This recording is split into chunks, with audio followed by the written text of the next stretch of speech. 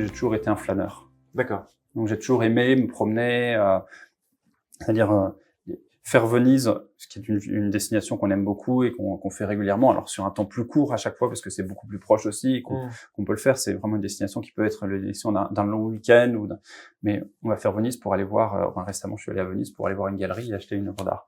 Mais ça a été le prétexte de passer 4 jours à Venise, de flânerie, d'aller se poser en terrasse, de prendre un café, de prendre un cappuccino tous les matins à la même terrasse, de faire pause dans un univers différent qui dépayse.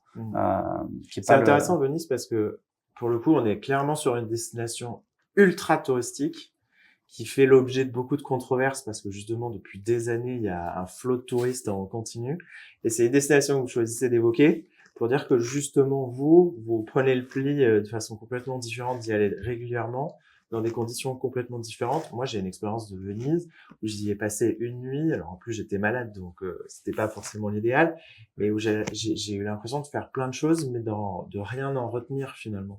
Alors que voilà, moi Venise, j'ai pas fait grand-chose. Par exemple, pour vous donner un exemple, ça fait des années que je me dis j'aimerais bien visiter le Guggenheim. Je l'ai jamais fait. Parce que j'ai jamais, si je veux le faire, à chaque fois c'est faire la queue, c'est trouver le bon jour. La dernière fois on s'est dit tiens on pourrait le faire.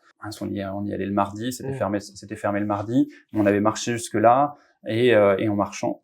Venise, il y a Venise et Venise. J'ai eu la chance de le vivre pendant le Covid à un moment donné où je suis allé, où tout était fermé, où la place Saint-Marc était complètement vide. C'était magique. Mais on peut encore trouver, même quand il y a énormément de monde à Venise, on peut encore trouver ces mêmes places vides ou presque vides. C'est-à-dire que le flot de touristes à Venise, il est concentré sur les choses qu'il faut voir. Mais on sort des sentiers battus, et parfois on prend une route un chemin de traverse. Et Venise, ça reste un chemin une ville de Vénitiens qui marchent un peu rapidement dans les rues, qui sortent leurs poubelles en descendant avec un fil à la poubelle de la fenêtre et qui la laissent pendre pour que les éboueurs puissent ramasser les sacs poubelles qui sont suspendus aux fenêtres. C'est-à-dire il y a une magie de cette ville qui vit sans voiture, posée sur l'eau. C'est une ville qui effectivement ma façon de voyager, j'espère en tout cas qu'elle est plus sustainable, qu'elle est plus écologique. C'est de profiter. Quand tu prends l'avion à titre personnel pour aller quelque part, j'ai envie de prendre le temps et de pas me dire tiens je vais ressauter sur d'autres choses et repartir ailleurs.